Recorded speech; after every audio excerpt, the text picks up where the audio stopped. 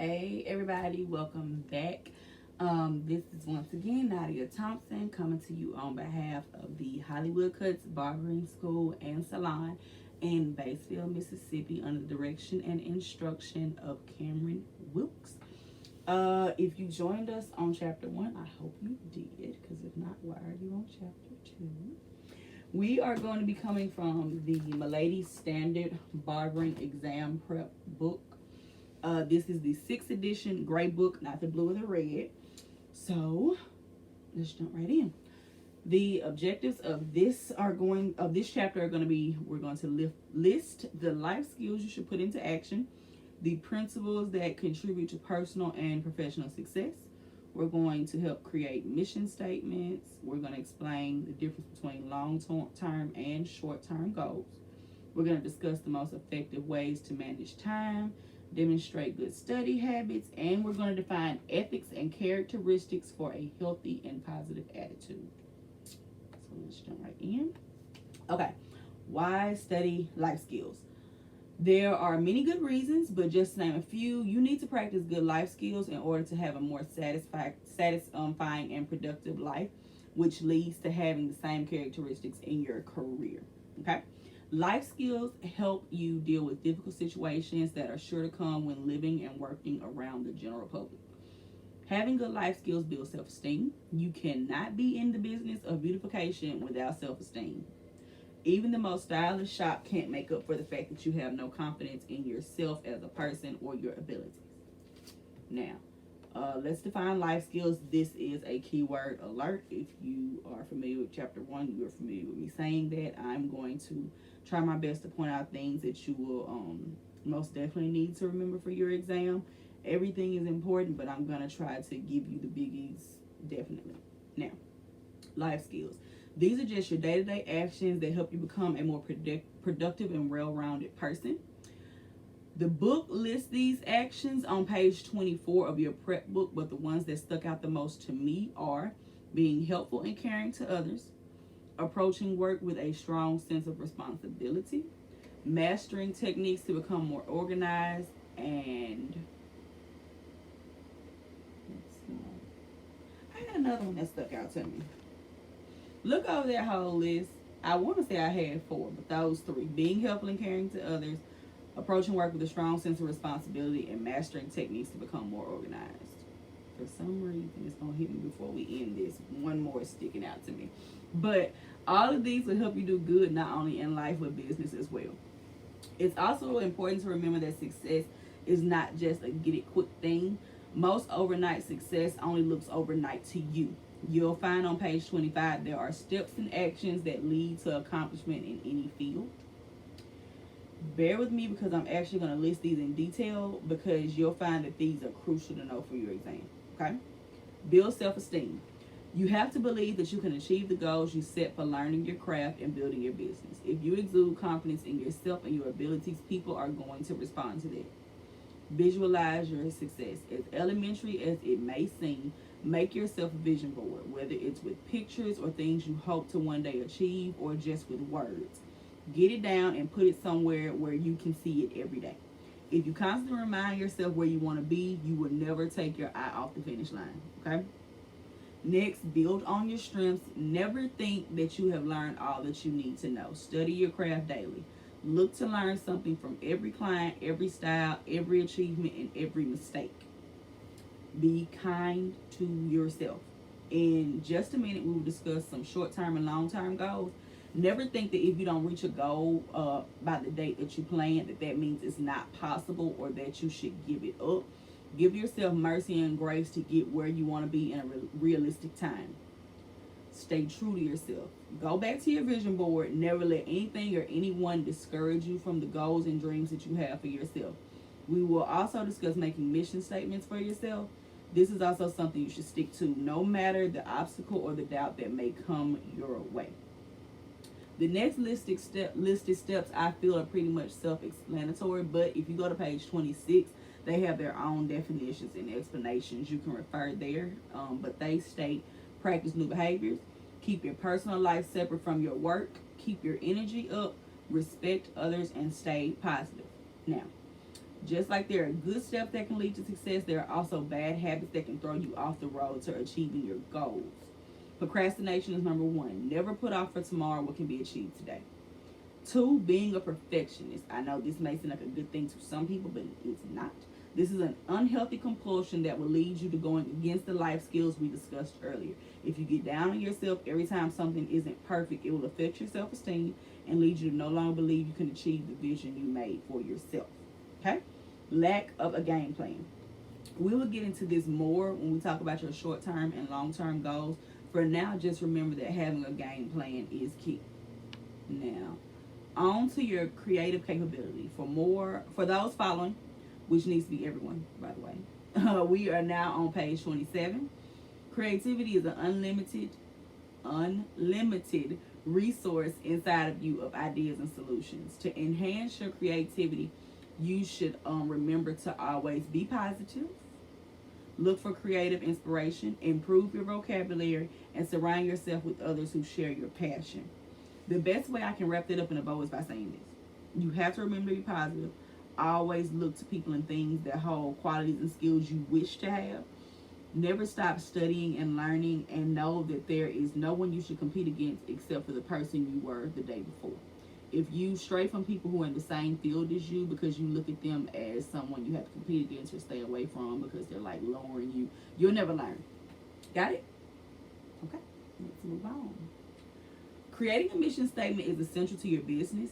Keyword alert. Mission statements are the establishing of the purpose and values for which an individual or institution lives and works by. They clarify goals and provide a sense of direction for how your business and organization will run. An example of a mission statement is to enhance beauty and confidence in our clients by using innovative practices and superior products, wrapped up in a neat little bow that usually wants you to keep it to 1 or 2 sentences, okay? There are other examples of this on page 27 of your books. Now, mission statements, believe it or not, simply begin with your interest. I'm going to walk you through the interest self-test to help you in creating your own mission statement. And I actually want to get to it first. Bear with me. Let me get back to page 27. Okay. Now,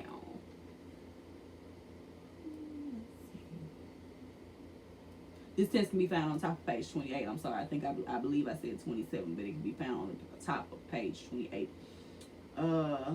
I'm not trying to hold y'all long, so let's just jump right in. In the world of barbering, there are many service areas where you can specialize, and learning what truly interests you will help you in the making of your goals. It basically helps you to see where your strengths might lie, okay? I don't know a single professional piano player who does not like sitting at a piano, who just can't stand the thought of putting their hands on the keys, okay? If you aren't interested in something, you can't possibly give it your all. So, first, on the self-interest test, it asks which subject interests you the most out of chemistry, geometry, or accounting. I'm going to do my answers just so we can run through it quickly and give you an example of how it works, okay? I'm going to say C, accounting. Which of the following would you rather do? Analyze a problem, solve a problem, or read about a problem? For me, it's C again, read about a problem. When you first look at a painting, what is the first thing you notice? Is that color, shape, or details? For me, it's color. A. When it comes to co-workers, would you prefer to A, work with one other person on a specific problem? B, work with a team to get lots of ideas? Or C, work alone or tell teammates what to do? And on that, I picked B. I would like to work with a team and get lots of ideas. When it comes to shop clients, do you think they A, know exactly what they want and that's good? B, are open to new ideas and suggestions, which is fun? Or C, they probably want a good value? I picked C. So if you go to the end of the self-test, the self-interest test, you will see that it's asking you to basically add up all of your answers. I picked mostly C's. So for me, it says business demands an attention to details, the ability to crunch numbers, and an understanding of the client's desires and consumer trends. While you sometimes work alone, you also have to be able to manage other people, which is an additional consideration. If you like taking responsibility for yourself and others, you might consider focusing on the business aspects of barbershops. So that basically just gave me some direction in what I'm more interested in, what I don't mind, and things of that nature. Okay. Next, after you take that test, will come goal setting. In order to understand how to set goals, you need to learn the difference between short-term and long-term goals. Goals are your direction, your drive, and your desires. And setting them is about having reasonable ideas on how to go about meeting them. The official term of goal setting that you need to remember for your exam is the identification of long-term and short-term goals. When you set these goals, you will see where to focus your attention in order to fulfill your dreams. Now, short-term goals are those that can be accomplished in a year or less. Long-term goals are measured in longer increments such as 2, 5, or 10 years. Always remember that your goals need to be realistic. In order to determine this, you should turn to the questions on the top of page 29 under the heading Focus On. I'm not going to take you through all that. It's right there for you. There's also a chart on 29, and as elementary as it seems, you should mirror and write down your goal setting in the same fashion as this chart. The goals you'll see are numbered, written out in detail with what the goal is and a basic step on how to accomplish it, a date of completion, and a checklist for when you have completed it. In order to accomplish goals, you'll also have to demonstrate time management. This means prioritizing. This is another one of your keywords, and it means to order tasks on your to-do list from most important to least important. Never confuse least important with not important. That is not what that means. When managing your time, make sure it works for your schedule. Never take on more than you can handle. Learn more effective problem-solving techniques that save you time and frustration, and most importantly, always give yourself downtime. There are other steps on page 31 for more effective ways of prioritizing. Make sure you go over those in great detail. There are lots of learning tools at your disposal in order to make sure you have a successful career as a professional barber. You'll get the most out of your education as a barber student if you follow these steps. Attend all classes, arrive to class early, have all materials, listen to your instructors, take notes, highlight important points that you know will be on your exam, pay close attention during summaries and reviews. And always ask for clarification. There are no dumb questions. I hate when people say there are dumb questions. There are no dumb questions. I'd rather you ask and be sure than to let pride hold you back from your full potential as a stylist. Seriously. Ask for clarification. I can't stress that enough. Now, everyone learns different when it comes to studying. Some use repetition, which is when you repeat info in your head, say it out loud, or write it down repeatedly. Organization can be used to process new information, long-term and short-term memory for some people. If the topic is overwhelming, you basically break it down into smaller increments to better understand and know. Mnemonics is a device that helps you remember or recall info either by word association, acronyms, songs, or rhymes. Basically, any form of memory trigger that helps you to recall. You will find examples and breakdowns of these 3 terms at the end of page 32. There are also visual study skills, one being mind mapping. This is a visual breakdown of your thoughts, ideas, and class notes. First, you write down the main topic or problem. Now, I want y'all to go along with me on page 33. Okay, you're going to write out the main topic or problem. When thinking about that topic, what are the first thoughts that come to your mind that are associated with it? Write those down. Use lines to connect keywords to that main topic. Just anything that you think of that helps you associate with that main topic. Expand on those keywords by writing out any learned information in regards to it. Colors, symbols, highlights, whatever is most important to you, make those big and bold.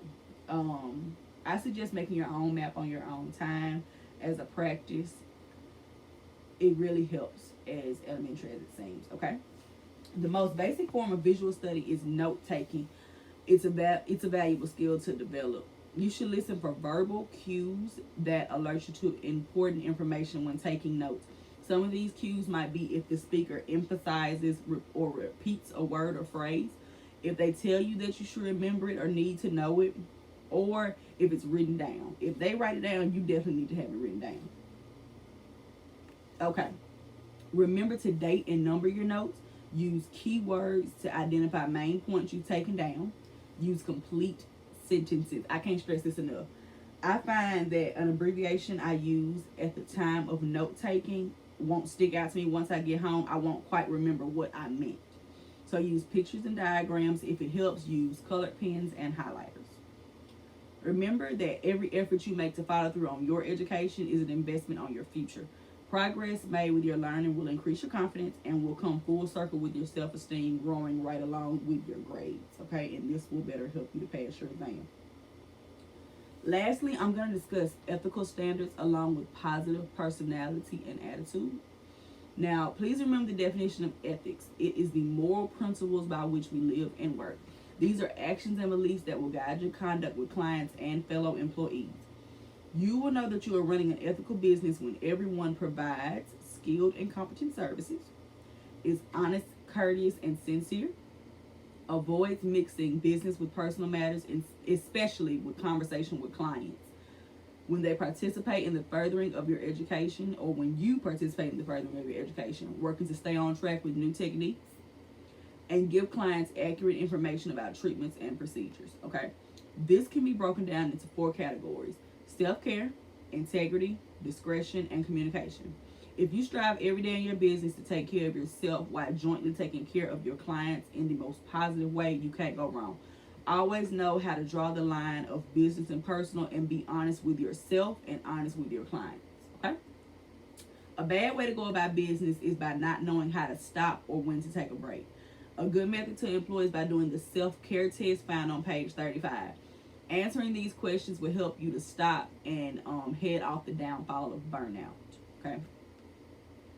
Now, remember that barbers interact with people from all walks of life all day, every day. There are different personality traits you have to employ together in order to maintain a positive attitude in your business. First, diplomacy. In business, you'll need to know how to be assertive without crossing the line to aggressive. Practicing tact is the ability to deliver truthful, even sometimes critical or difficult messages in a kind way. Next, using a pleasing tone of voice. Okay, if your voice is harsh or you tend to mumble, it could skew people's perceptions of you and lessen your clientele.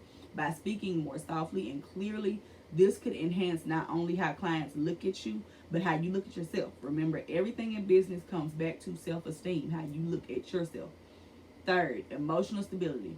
You must learn how to handle confrontation and how to share your feelings in a professional manner. This will help you maintain stability and control. Sensitivity. Always be compassionate and responsive to other people. Okay? Values and goals. Having both will guide your behavior and give you direction. Receptivity. You should always be interested in other people's opinions, open to hearing about their feelings and their ideas. Lastly, effective communication skills. Commit to positive communication with both clients and fellow employees. All right. We have reached the end of chapter 2. I hope you guys learned a lot. The good thing is this video is not going anywhere. You can come back over and over again as many times as you need. Okay. But just to wrap it up in a bow, remember, set goals, make realistic plans, determine your mission for success, study often, and most effectively study for you. Okay. And always remain ethical and positive in life and in business. I am Nadia Thompson. I am coming to you on behalf of the Hollywood Cuts Barbering School and Salon under the direction and instruction of Cameron Wooks in Batesville, Mississippi. I really hope to see y'all back for chapter 3. We'll see you later. Have a good day.